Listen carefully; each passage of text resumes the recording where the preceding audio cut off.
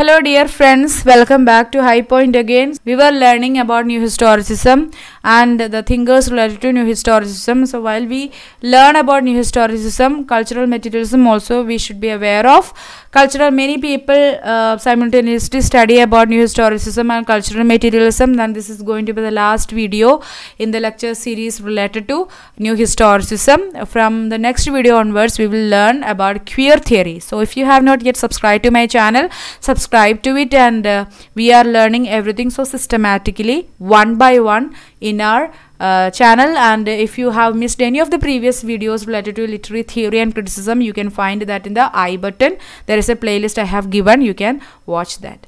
And about cultural materialism we are going to learn today. Before that, if you wanted to have some simplified study materials related to NTE UGC NET JARO paper 2, you can visit my website. The link to the website is there in the description box, or you can simply type www.highpoint. in the Chrome, and you can directly enter into my website and create an account and see what we have provided.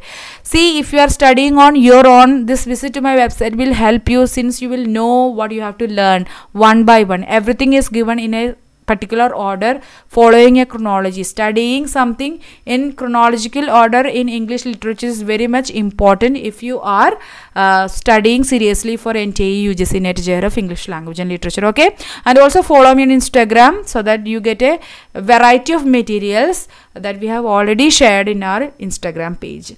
Use WhatsApp number if you wanted to chat with me if you have any doubts, queries and questions related to the courses that we are sharing, and also if you want to know anything further related to any other subjects that we are sharing in our website or in our YouTube channel. Now let's have introduction. The British critic Graham Holderness describes cultural materialism as a politicized form of historiography.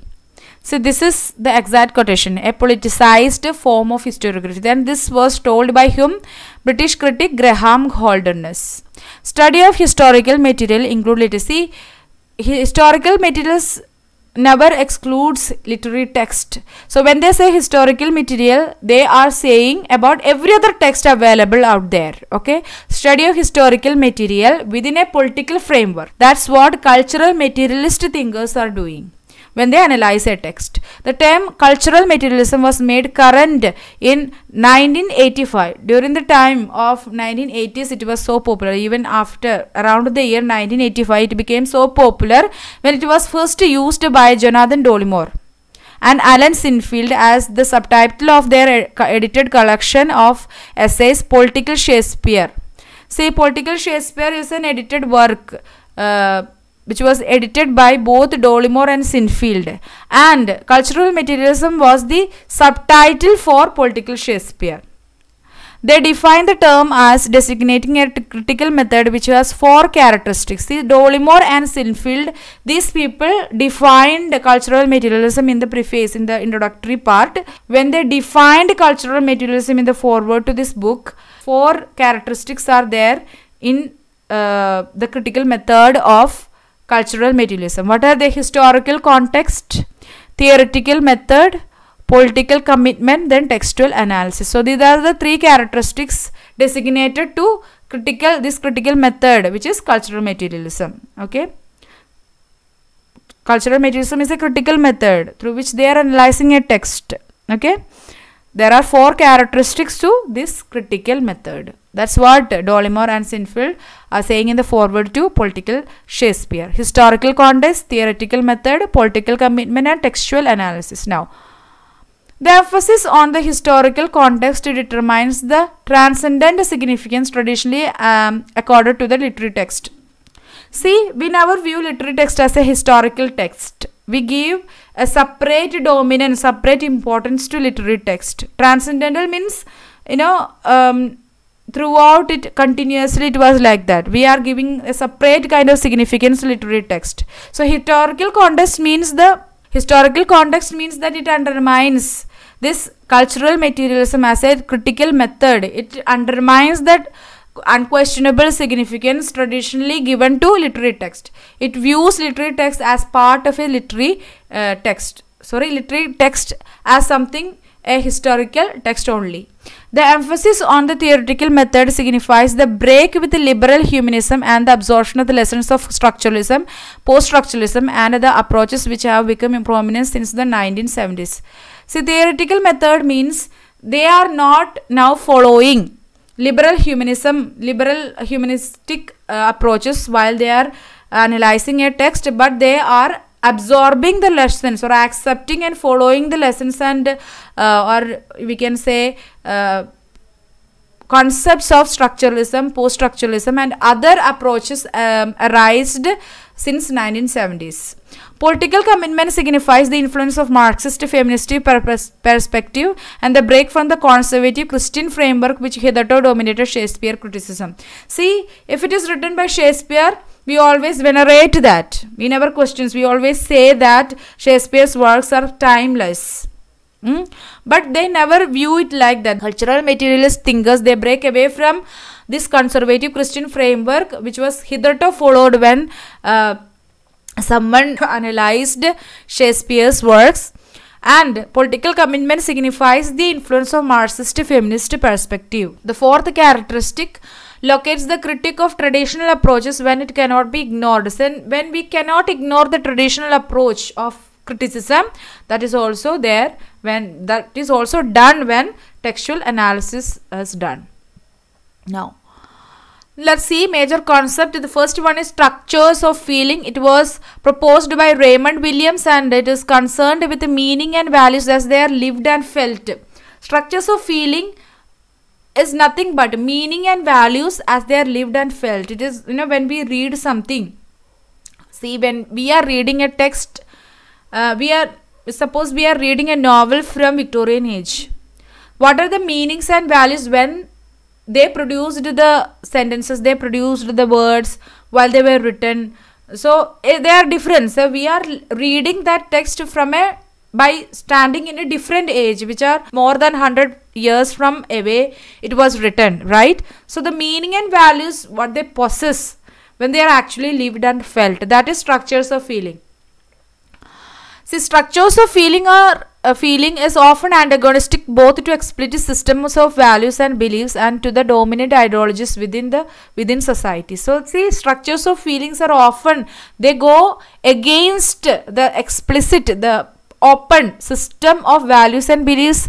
So what are quite accepted socially, or the dominant ideologies are there within the society. But structures of feeling, what are the actual values and meanings as they were lived and felt. See, that structure of feeling will often go against the systems and values, explicit, open and accepted systems of values and beliefs, and to the dominant ideologies within the society.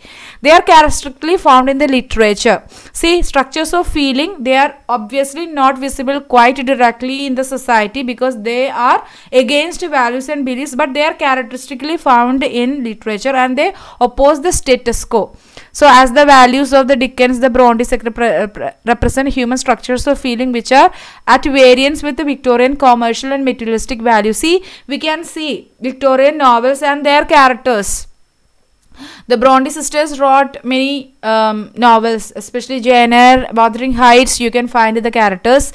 Dickens has written many works. Their values, their structures of feelings are in opposition with the Victorian commercial and materialistic values. That's why structures of feelings are characteristically, we can find that in the literature but not openly in the society.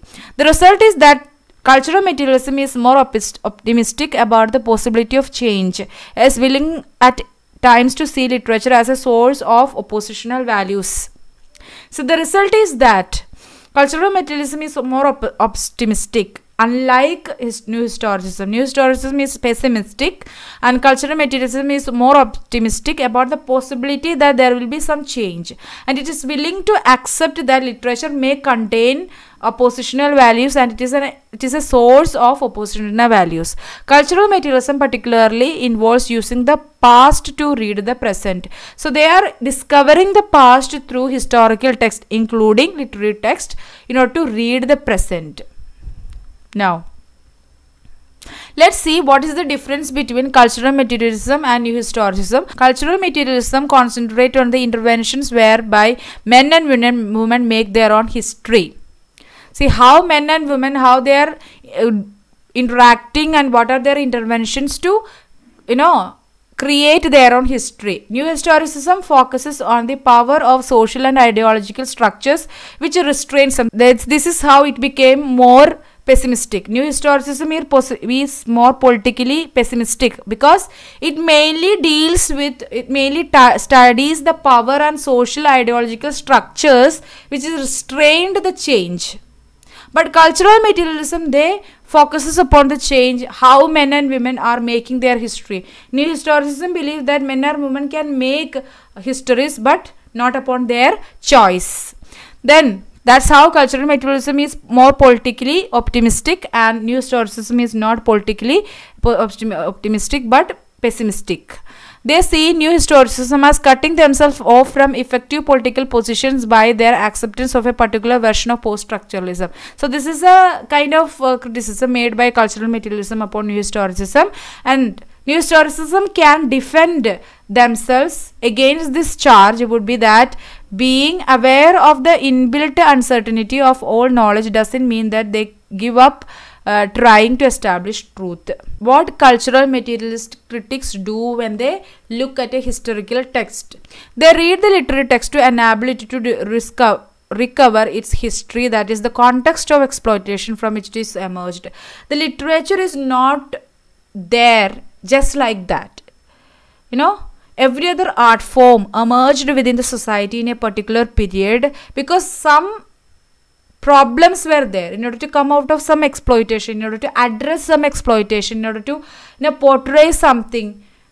That literature occurred. That's why it is relevant even today. That's how we can discover the past from that text. So the cultural materialist critics, they will read the literary text in such a way that they will recover the history, not only the history that we can see inside the text as a background for the characters, but the context of exploitation from which the text emerged.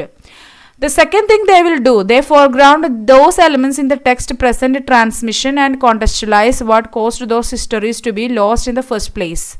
See, there is a history of exploitation behind the emergence of the text, and they will foreground, they will give more, they will find some evidences from the text, they will foreground these causes, how this history became so obscured in the first place. They use the Marxist feminist approach to the text, thirdly. Then fourth, they also use the technique of close textual analysis, often employing structuralist and post-structuralist techniques. They will employ structuralist and post-structuralist technique in order to have a close textual analysis. And fifth, they'll do, at the same time, they work mainly within traditional notions of the canon. See, they'll make use of the modernist thinking approaches. At the same time, they will also use traditional notions whenever it is necessary. So this is what cultural materials critics do when they analyze a text. Now let's see major text related to cultural materialism. Alternative Shakespeare by John Drakings, edited by him in the year 1985. That Shakespearean rag by Terence Hawkes, published in 1986. The Shakespeare Myth, Graham Holderness, published in 1988. The Modernist Shakespeare, Hugh Grady, published in 1991. Shakespearean Negotiations, The Circulation of Social Energy in Renaissance England, Stephen Greenblatt in 1991. Romanticism by Cynthia Chase, she edited it, published in the year 1993. Political Shakespeare, Jonathan Dolmer and Anne Silfield edited them together and published it in 1994. Read the titles again and again so that you memorize them when you see these names and titles in the question paper and arrive at correct answer. That's all about cultural materialism, and we are finishing our topic, our videos related to new historicism. From the next video onwards in this lecture series, we will have queer criticism, queer literary criticism, queer theory we will learn. Thank you for watching this video. If you have any further queries, questions and doubts, you can obviously comment that in the comment section, or you can use this WhatsApp number to number to reach out to me, and also you follow me on Instagram, visit my website if you are interested to have more contents related to simplified and comprehensible study materials for NTA, UGC, NET, JRF, English language and literature. Meet you in the next video session. Until then, tata, bye bye, thank you.